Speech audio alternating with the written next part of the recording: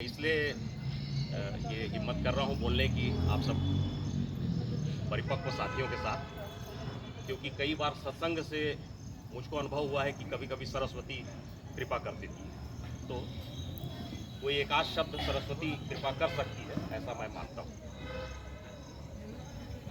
योग शेड के नीचे हैं हम। योग का अर्थ एकत्र करना होता है, इकट्ठा करना होता है, मिलाना होता है।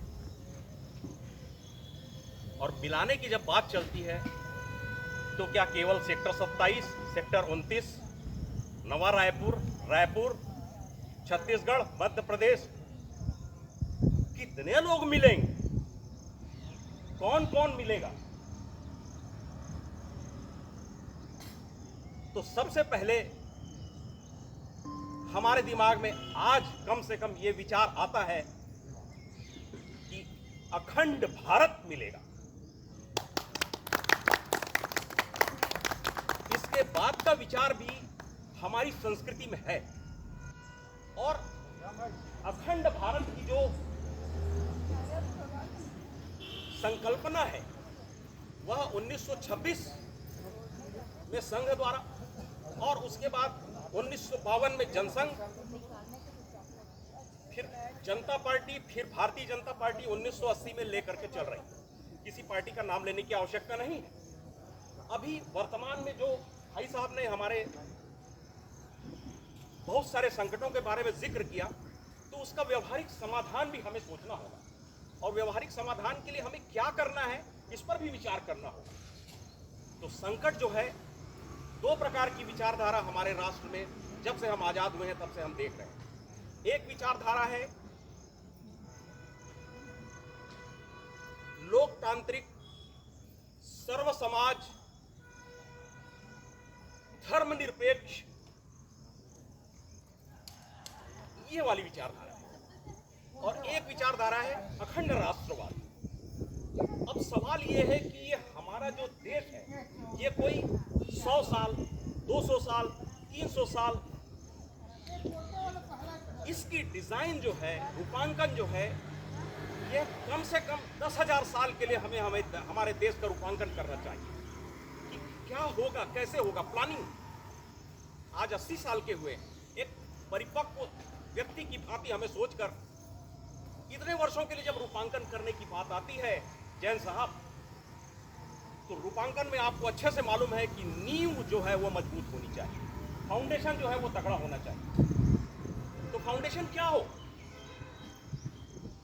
फाउंडेशन किसी भी राष्ट्र का उसके लोगों के अंदर जो मूल बात सबके अंदर विद्यमान है, वह उसकी फाउंडेशन अंत तक काम करेगी। और आप सबके अंदर, हम सबके अंदर, पूरे भारत के अंदर कौन सी चीज विद्यमान है?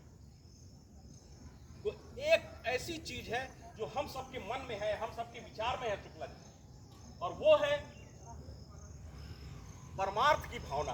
हम सबके अंदर कहीं न कहीं कितना भी स्वार्थ हो जाए, परमार्थ की भावना अवश्य जीवित रहती है। और हम निस्वार्थ किसी न किसी की मदद करते हैं, किसी को रास्ता बताते हैं, वो भी निस्वार्थ सेवा ही है। तो ये जो परमार्थ की भावना है, ये हमारे को हमारे पुरखों द्वारा, बहुसंख्यकों द्वारा सांस्कृतिक विरासत के रूप में मिली है। और यही सांस्कृतिक विरासत अखंड भारत की बुनियाद है। जहां जहां यह संस्कृति है, परमार्थ की भावना है, वह भारत है। चाहे उस देश का नाम कुछ भी हो, उस भूभाग का नाम कुछ भी हो। और यह विचारधारा एक दल लेकर चल रहा है। एक दल जो पुराना है और लेकर के चल रहा है, 1885 में बना हुआ है। उसमें हम ये देखते हैं उनके कार्यों में कि तुष्टीकरण की नीति उन्होंने अपनाई। बात उन्होंने धर्मनिरपेक्षता की बहुत अच्छी की, परंतु नीति तुष्टीकरण। 1985 में एक शाहबानो प्रकरण हुआ।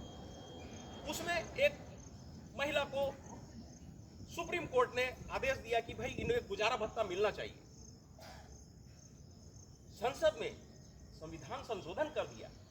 कोई महिला अलग कैसे हो सकती है? हमारे भारत की कोई भी महिला अलग कैसे हो सकती है? कोई भी पुरुष अलग कैसे हो सकता है? सबको समान रूप से सहयोग मिलना चाहिए, शासन का संरक्षण मिलना चाहिए। इससे पता चलता है कि ये कट्टरपंथी जो लोग कुछ हैं उनको संतुष्ट करने के लिए वोटों की खातिर, सत्ता की खातिर यह किया गया। हज सब्सिडी दी जाती थी कई सालों तक। टैक्स का पैसा सबके ऊपर खर्च होना चाहिए। तो ये जो बात हुई, इसके कारण से अखंड राष्ट्रवाद की जो आज बात है उसमें हम सबको, पूरे समाज को, पूरे परिवार को, सब लोगों को एक दूसरे के सहयोग के रूप में काम आना चाहिए। एक दूसरे से, जिस प्रकार कुछ वर्ष पहले हम देखते थे कि हर शादी ब्याह में हर वर्ग के लोग, हर जाति के लोग आते थे, जो एक दल है वो सभी वर्गों को काट कर, बांट कर, टुकड़े में बांट कर वोटों के लिए राजनीति करता है। और हमें यह नहीं होने देना है हमारे देश में। हमें, हमारे देश में सारे लोग एक हैं, एक सांस्कृतिक विरासत लेकर चल रहे हैं। हर पल भिड़ना अनंत बुराइयों से। हमें क्या करना है? हर पल भिड़ना अनंत बुराइयों से, बचना माया की अंधभक्ति से, बचना माया की अंधभक्ति से, बचना स्व अंधभक्त होने से, बचना स्व अंधभक्त होने से, बदलना अच्छाइयों के लिए।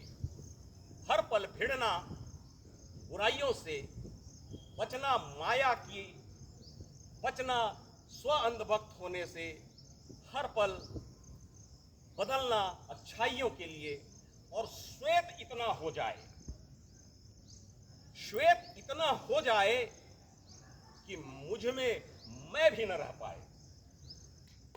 और इसके बाद जो पंक्ति है वो आज के लिए पूर्ण रूप से सार्थक है।